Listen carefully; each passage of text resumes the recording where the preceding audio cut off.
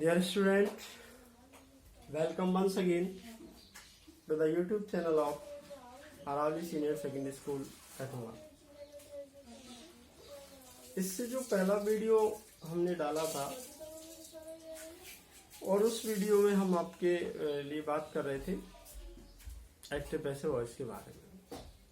और active passive voice में हमने जो बताया था वो डबल ऑब्जेक्ट वाले वाक्यों की पैसिव वॉइस किस तरीके से बनाई जाती है उसके बारे में बताया था। और उसमें हमने ये बताया था कि जो डबल ऑब्जेक्ट वाले सेंटेंसेस होते हैं उनको अगर डायरेक्ट ऑब्जेक्ट से सब्जेक्ट बनाकर पैसे बनाना है तो कैसे बनाते हैं, और इनडायरेक्ट ऑब्जेक्ट को सब्जेक्ट बनाकर पैसे बनाना है तो किस तरीके से बनाते हैं। ये सारी बातें हमने आपको उस वीडियो के अंतर्गत बताई।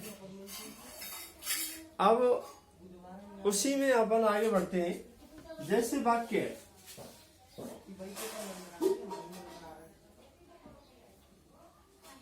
The manager will give U A ticket, जैसे ये वाक्य। अब इस सेंटेंस को कहें कि सब पैसे वॉइस बनाइए दो तरीके से, तो अपन बना सकते हैं। कैसे बना सकते हैं? पहला नियम हमारा कहता है वही कर्म को करता बनाओ, यानी ऑब्जेक्ट है ये सब्जेक्ट, ऑब्जेक्ट क्या यू, यू को सब्जेक्ट बनाओ तो यू सब्जेक्ट। अब जो दूसरा नियम कहता है वो कहता है अगले वाले टेंस की हेल्पिंग वर्ब लगा दो। तो इसमें अगला यानी कि फ्यूचर इंडेफिनिट का, फ्यूचर इंडेफिनिट से अगला होता है फ्यूचर कंटिन्यूअस, और फ्यूचर कंटिन्यूअस की हेल्पिंग वर्ब होती है विल बी और शैल बी। तो यहाँ हो जाएगा यू विल बी। इसके बाद नियम कहता है मेथड लगा दो, गिव, गिव की थर्ड हो जाएगी गिवन। अब इसके बारे में हमने कुछ बता नहीं रखा है, इसको यहाँ लिख दो। अब चौथा नियम कहता है बाय लगाओ और कर्ता को कर्म बना दो। ये तो पता ही क्या दिक्कत है। अब इसको आप दूसरी तरीके से बनाना चाहे दूसरी तरीके से बना ए टिकट को सब्जेक्ट बना दो, ए टिकट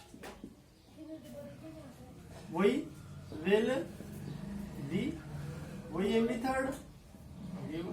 लेकिन इसको यहाँ छोड़ कर गए हैं, इसलिए यहाँ पर अपन को क्या लगाना पड़ेगा? टू यू बाय द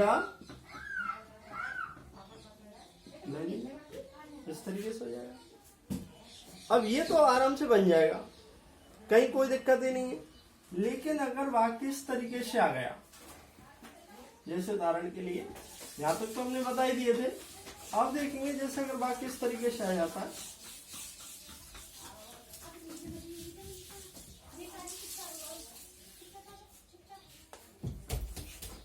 जैसे वाक्य आया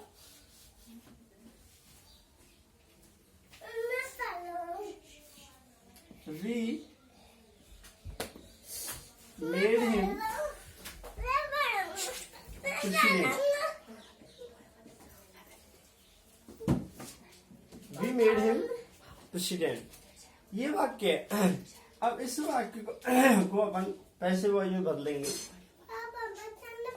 अब इस वाक्य को पैसे वॉइस में बदलेंगे तो किस तरीके से बदलेंगे? देखो, अब एक तरीका तो यही है कि हमने पहला नियम हमारा कहता है ऑब्जेक्ट है ये सब्जेक्ट, अब ऑब्जेक्ट इसमें हिम आ गया, अब हिम को करता बना दो ही आ गया। अब यहाँ तक तो कोई दिक्कत ही नहीं है। फिर कहता है अगले वाले टेंस की हेल्पिंग वर्ब लगा दो। ये वाक्य पास्ट इंडेफिनिट का है। कौन से का? पास्ट इंडेफिनिट का। और पास्ट इंडेफिनिट का साधारण वाक्य, तो साधारण वाक्य में मतलब मेन वर्ब की सेकंड फॉर्म आ रही है।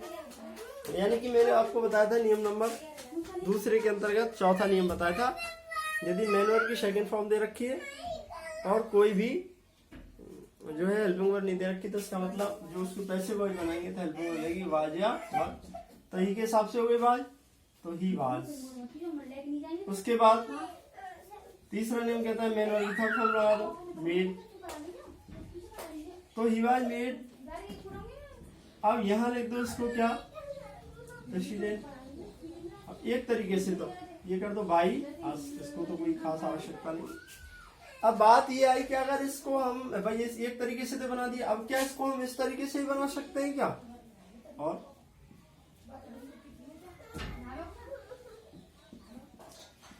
President was made to him by अस।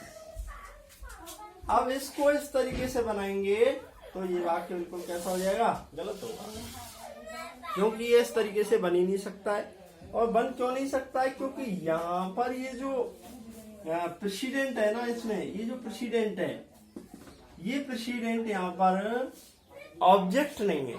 हमने बताया था डबल ऑब्जेक्ट वाले वाक्यों की पैसिव किस तरीके से बनाई जाती है। यहाँ पर ये प्रेसिडेंट ऑब्जेक्ट नहीं है, ये क्या है, कॉम्प्लीमेंट है। क्या है, कॉम्प्लीमेंट है, ये कॉम्प्लीमेंट है। अब कॉम्प्लीमेंट का और में ऑब्जेक्ट में क्या अंतर होता है ये समझ लेना। ऐसा नहीं कि आप इस तरीके से बना दो, क्योंकि ये ऑब्जेक्ट डबल होता तो बन जाता, ये क्या है, कॉम्प्लीमेंट है। अब कॉम्प्लीमेंट और ऑब्जेक्ट में अंतर समझिए, देखिए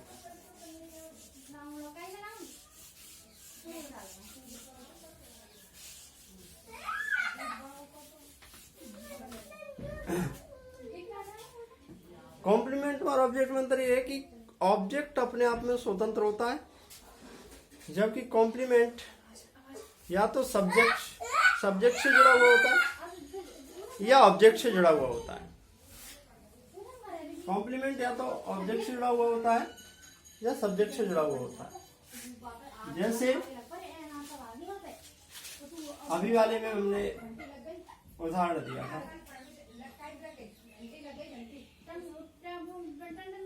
the manager will give U A ticket, ये वाक्य। अब इस वाक्य में ये देखो डबल ऑब्जेक्ट क्यों है, क्योंकि ये यू भी स्वतंत्र है और इधर ये टिकट भी स्वतंत्र है, कहीं कोई दिक्कत नहीं है दोनों में। पर बात ये है कि अब ये जो दोनों कोई दिक्कत नहीं है, क्योंकि यू का इससे कोई मतलब ये नहीं है कि साथ उसको कोई कांटेक्ट है, दोनों अपने आप में स्वतंत्र है। लेकिन अभी वाला जो मैंने उदाहरण दिया था वो मैंने दिया था वी मेड हिम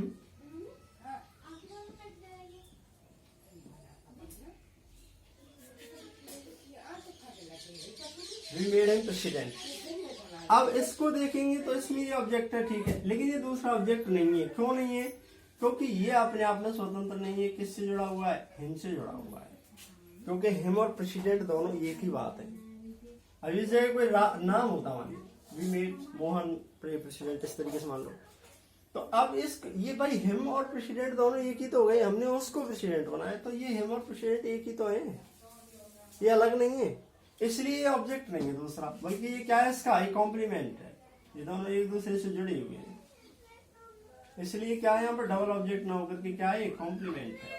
और कॉम्प्लीमेंट में और ऑब्जेक्ट में यही अंतर होता है कि कॉम्प्लीमेंट अपने आप में स्वतंत्र होता है, वो सॉरी ऑब्जेक्ट अपने आप में स्वतंत्र होता है, जबकि कॉम्प्लीमेंट या तो सब्जेक्ट से जुड़ा हुआ होता है या ऑब्जेक्ट से। जैसे ये अभी ऑब्जेक्ट से जुड़ा हुआ है, और दूसरा होता है जैसे मोहन इज ए टीचर। अब इसको अपन कहें तो ये हो गया इसमें सब्जेक्ट, ये हो गया यहाँ पे वर्ब, और ये क्या ऑब्जेक्ट है क्या, नहीं ये ऑब्जेक्ट नहीं है। ये ऑब्जेक्ट इसलिए नहीं है, जनरली लोगों से पूछा जाता है इसका स्ट्रक्चर क्या है, SVO होना चाहिए, सब्जेक्ट और ऑब्जेक्ट, लेकिन नहीं, ये यहाँ पर ऑब्जेक्ट ना होकर के बल्कि क्या है, यहाँ पर एक कॉम्प्लीमेंट है। कॉम्प्लीमेंट क्यों है, क्योंकि देखो मोहन और टीचर दोनों क्या एक ही चीज है। मोहन ही टीचर है, टीचर ही मोहन है, एक ही है, तो मतलब ये सब्जेक्टिव कॉम्प्लीमेंट है। क्या है, सब्जेक्टिव कॉम्प्लीमेंट। मोहन और टीचर दोनों अलग अलग चीज ना होकर के एक ही चीज है।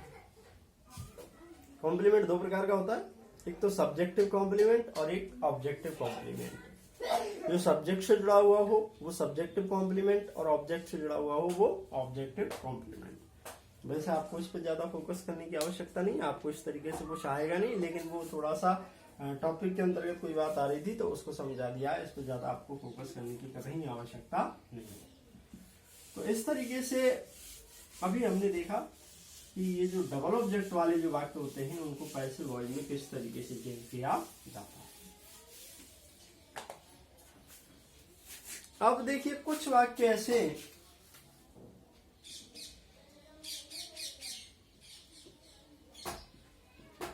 वे वाक्य जो is am, are, was, were, has, have, had, will have या shall have plus to M V first, इस तरीके के वाक्य एक्टिव वॉइस में आ रहे हैं। तो ऐसे वाक्यों को पैसिव वॉइस में किस तरीके से बदला जाता है। तो जैसे वाक्य कैसे आएंगे सब देखिए।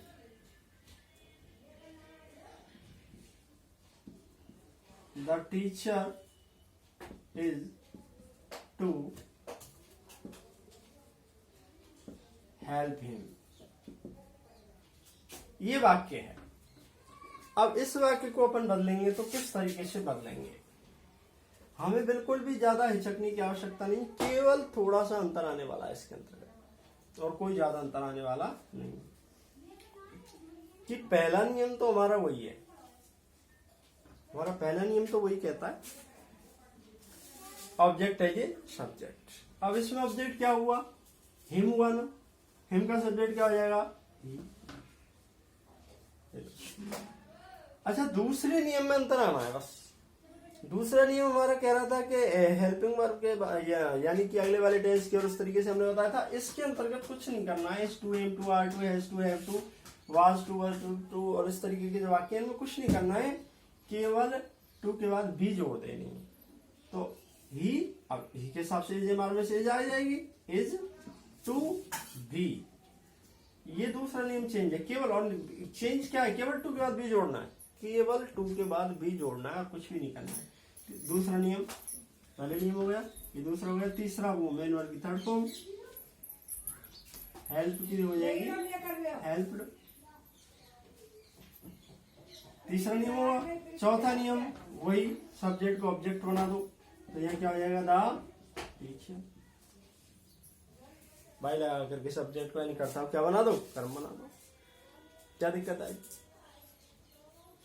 तो क्या नियम निकल करके आया, नियम ये निकल करके आया कि इस तरीके के वाक्यों को पैसिव वॉइस में बनाने के लिए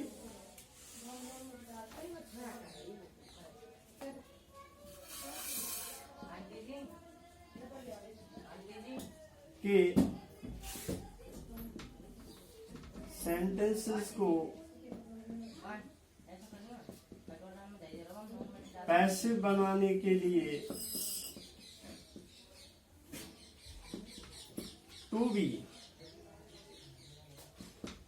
प्लस एम बी थर्ड का यूज करते हैं। ये ध्यान रखना है भाई, कुछ भी नहीं है, केवल क्या ध्यान देना है अपन को। देखिए सेंटेंस पर फोकस करिए। हमें ध्यान ये देना है कि भी वाक्य जो is am are was were has have had will have shall have plus to M V first से शुरू हो रहे हैं। मतलब सॉरी शुरू क्या मतलब जो वाक्य हैं, इस तरीके के वाक्य हैं जिन वाक्यों में इज एम आर यानी कि इज टू या am to are to was to were to has to will have to या shall have to plus main verb की फर्स्ट फॉर्म दे रखी है। तो ऐसे सेंटेंसेस को जो अपन पैसिव वॉइस बनाते हैं, तो ऐसे सेंटेंसेस को पैसिव वॉइस बनाने के लिए हमें क्या करना पड़ता है, ऐसे सेंटेंसेस की पैसिव वॉइस बनाने के लिए हमें ये करना पड़ता है कि उसमें केवल टू के बाद भी जोड़ना होता है, केवल टू के बाद भी जोड़ना होता है। ध्यान देंगे, केवल टू के बाद भी जोड़ना होता है, बाकी और इसमें कोई परिवर्तन नहीं है, शेष नियम यथावत रहेंगे। भाई हमने 4 नियम बताए थे, आप याद है कि पहला ऑब्जेक्ट है जी सब्जेक्ट, यानी कर्म को कर्ता बनाओ। जैसे अभी कर्म को कर्ता बनाओ, अगले वाले टेंस की हेल्पिंग वर्ब लगा दो, या अगर कंटिन्यूअस का वाक्य है तो उसी टेंस की हेल्पिंग वर्ब प्लस बीइंग। तीसरा नियम बताया था एम बी थर्ड, और चौथा नियम बताया था बाय लगाकर कर्ता क्या बना दो, कर्म बना दो। ये इसके अंतर्गत हमने बताए थे आपको। लेकिन इस तरीके के वाक्यों में केवल यही तो अंतर आया दूसरे नंबर के नियम में कि वही हेल्पिंग वर्ब रहने दो, लेकिन टू के बाद क्या जोड़ दो, बी जोड़ दो। इसी ग्रुप की इस एम आर वाले ग्रुप में भाई ये ग्रुप ये है, ये ग्रुप ये है, ये ग्रुप ये है, एक ये है और ये रेड और सैलेड। इस वाले में मतलब जो जिस भाई अकॉर्डिंग टू सब्जेक्ट आएगी, जो ऑब्जेक्ट हमने सब्जेक्ट बनाया उसके अकॉर्डिंग आएगी ना ये तो केवल ये करना है, उसमें टू के बाद भी जोड़ देना है, बाकी और कोई अंतर नहीं है। ठीक है, जैसे और देखिए, जैसे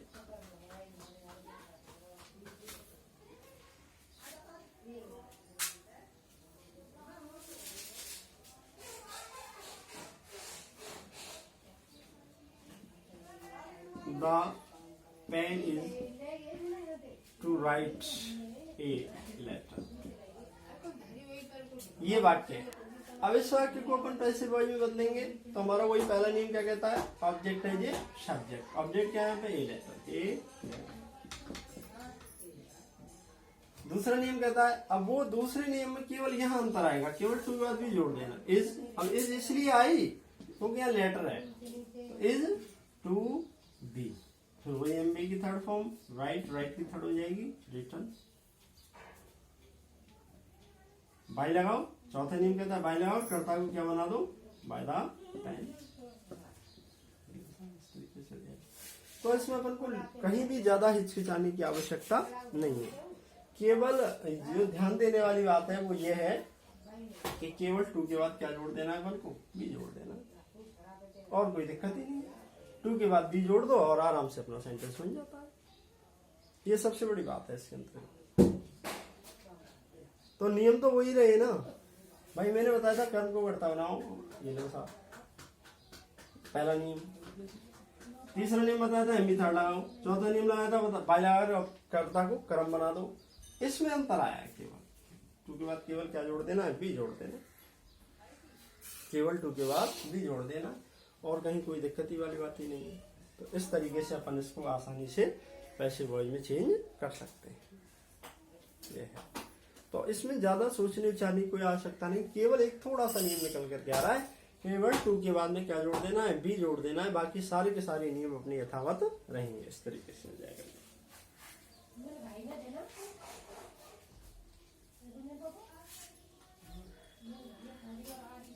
और देखिए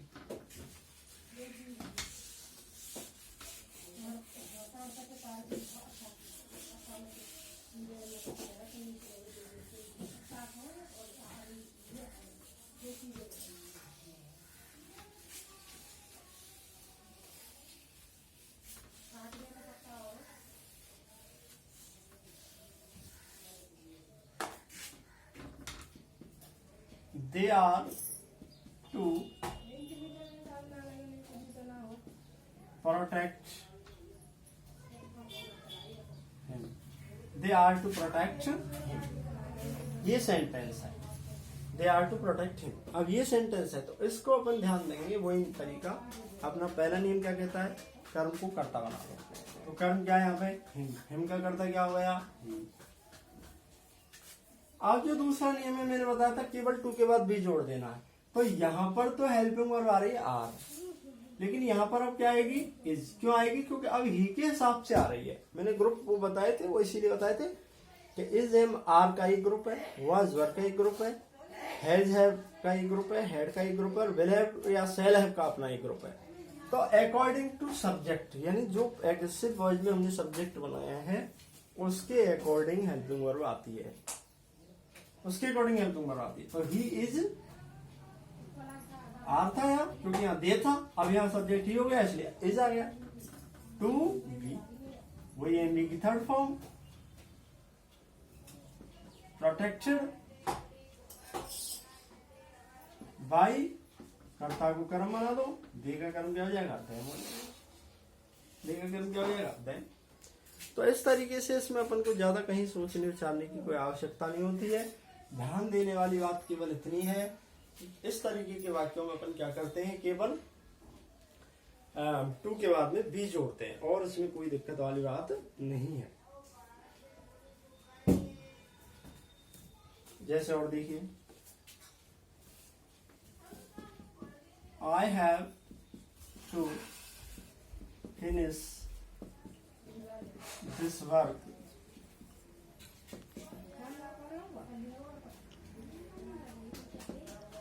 within 2 days. I have to finish this work within 2 days.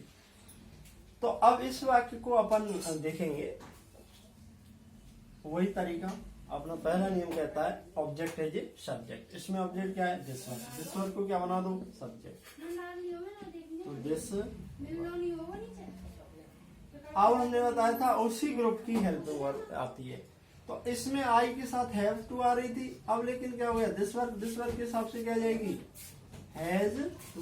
This work has to, फिर लगा दो वही मेन वर्क की थर्ड फॉर्म, सॉरी बी लगाओ। टू के बाद क्या लगाएंगे? बी। टू के बाद क्या जोड़नी है अपन को? बी। अब जैसे देखिए इसमें आई के साथ हैव आ रहा था, लेकिन अब सब्जेक्ट दिस वर्क हो गया, इसलिए क्या आ गई? हैज आ गई। टू बी ये आती है, फिर एम बी थर्ड लगा दो। फिनिश की थर्ड हो जाएगी फिनिश्ड। तो this work has to be finished. अब इसमें बाई मी लगाओ नहीं, कोई आवश्यकता नहीं है। Within 2 days this work has to be finished by me within 2 days। ये लो सर।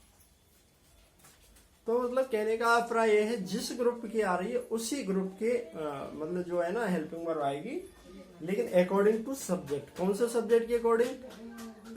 एक्टिव वॉइस के सब्जेक्ट के अकॉर्डिंग नहीं आएगी।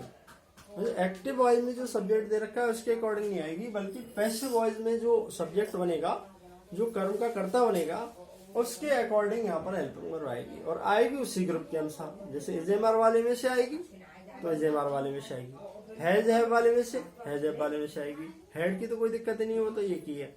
विल हैव या शैल हैव वाले में से आएगी। तो इस पर अपन को ध्यान देना है, और ज्यादा इसमें अपन को कहीं सोचने विचारने की कोई खास आवश्यकता अपन को, आराम से अपन इसको बना देंगे।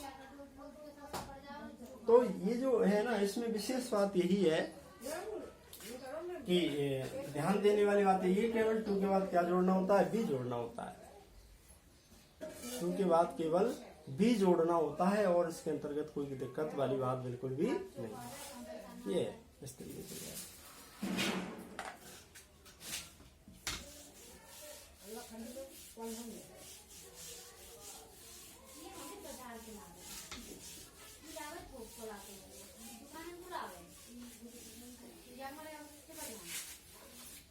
अब देखिए,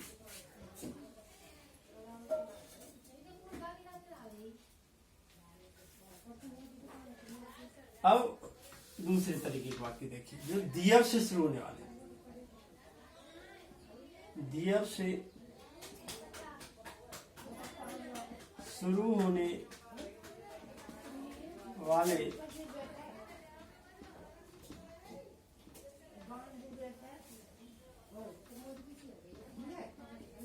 एक्टिव वॉइस के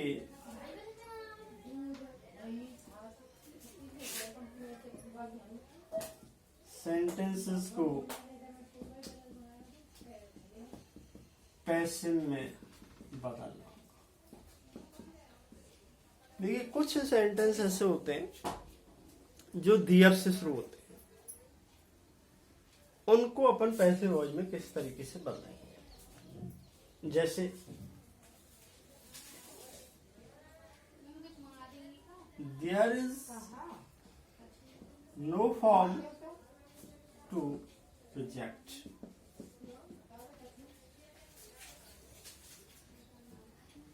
there is no form to reject, जैसे ये वाक्य। अब इस वाक्य को अपन पैसिव बनाएंगे, किस तरीके से बनाएंगे?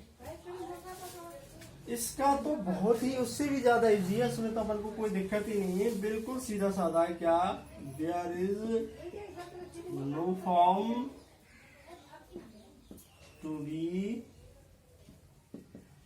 रिजेक्टेड।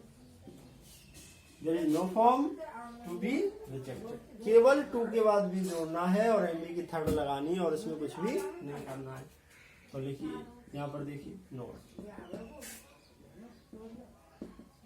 इस प्रकार के वाक्यों को पैसिव वॉइस में बदलने के लिए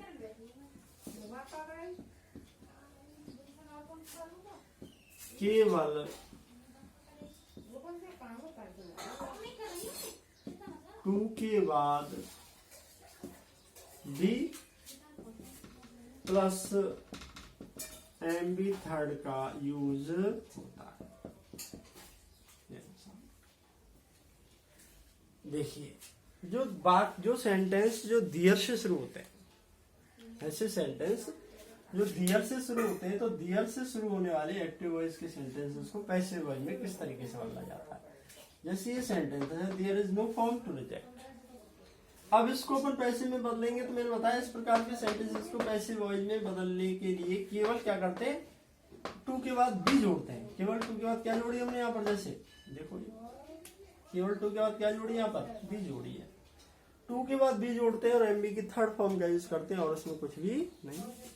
अब तो क्या है, इसमें कोई रटने वाली कोई बात थोड़ी है। तो देर से शुरू हो रहे हैं, उसमें केवल टू के बाद भी लगा दो, एमबी थर्ड तो आएगी। ये तो डेफिनेट, ये तो है, फिक्स है कि पैसे में थर्ड ही आएगी। केवल टू के बाद भी लगा दो, इतना करना है, बाकी और कोई परिवर्तन है ही नहीं। तो कितना सा नियम है, क्या दिक्कत आ रही, केवल क्या नियम निकल करके आया, टू के बाद भी जोड़ना है, और इसमें तो कुछ भी नहीं करना है, सब्जेक्ट कुछ नहीं करना है, केवल टू के बाद क्या जोड़ देना है, बी जोड़ देना है। तो इस तरीके के वाक्यों को मैंने देखो आप, तो इसको आप रिपोर्ट कॉपी में लिख लेंगे बोले। तो देर से शुरू होने वाले एक्टिव वॉइस के वाक्य होते हैं, उनको क्या करते हैं हम, उनको बनाने के लिए केवल टू के बाद क्या जोड़ते हैं, बी जोड़ते हैं, और उसमें कोई दिक्कत ही नहीं। इस तरीके से